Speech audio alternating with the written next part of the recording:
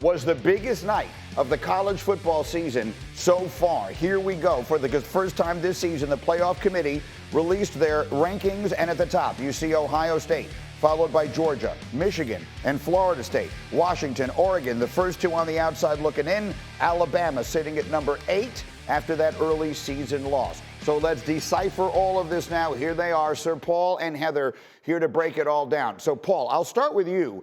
What was your initial reaction when you first saw them pop up on the screen? What was the first thought that went through your mind?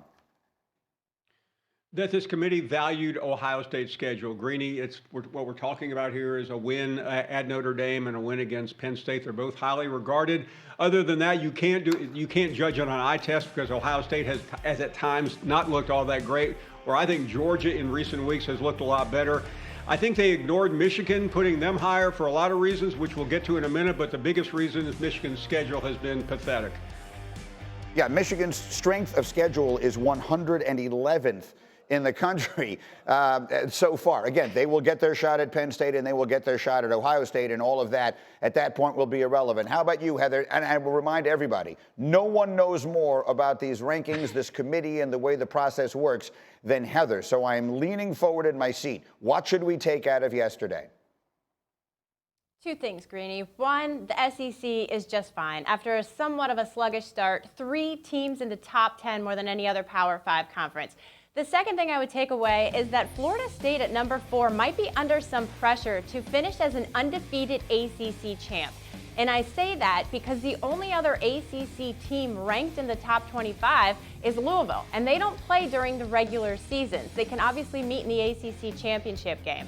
But while Florida State's end of season schedule includes Pitt, Miami, North Alabama, and Florida, teams that are combined 17 and 15, you have teams like Georgia that are going to play 3 straight ranked opponents and can impress the committee and move up to that top spot.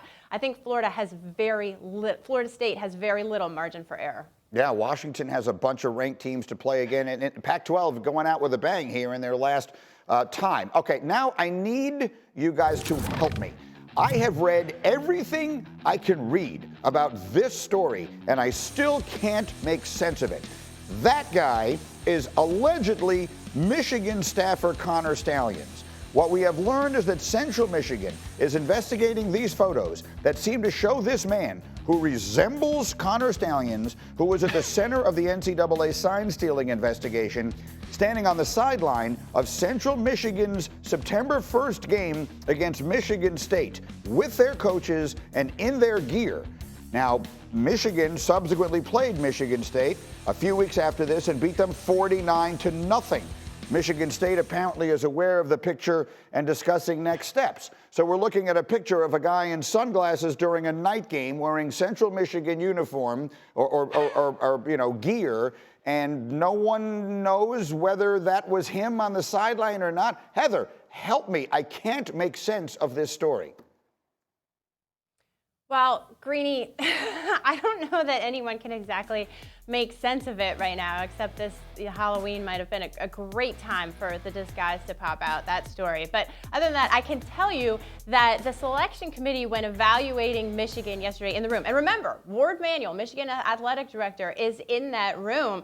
Boo Corrigan, the committee chair, said that this is an NCAA issue, not a CFP issue. The other thing is that the Big Ten has not initiated an investigation into this. The conference absolutely can. That is up to Commissioner Tony Petitti. He has not done that yet.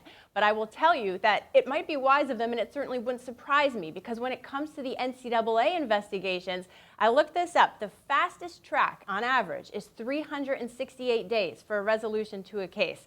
The longest is 921 days. And I'm guessing Paul will say that Jim Harbaugh will be in the NFL long before that is resolved by the NCAA. So the Big Ten might be the best bet for a fast answer. Paul, no story has ever been more right up your alley, I think, than this one is. What do you think of all this? Let me address the court for just a second, Greeny. 2 weeks ago, I sat here with you and made the biggest mistake of my professional career. I gave Jim Harbaugh the benefit of the doubt. Never again. I thought it was too early to come down on him. It's not too early anymore. It's actually getting very late for him. I mean, this is a disgusting story with every revelation, which happens every single day of the week. And the fact that the Big Ten has not done anything yet is inexcusable. That's the only mechanism to stop this train. And quite frankly, a lot of people think it should be stopped. It's up to Tony Petitti, the new Big Ten commissioner, to step in. They're the only people with jurisdiction. The NCAA can be looking at this for the rest of our lives. And as far as whether Jim Harbaugh goes to the NFL, that's really up to NFL franchises, whether or not they want to get in business with this guy right now. Give me something.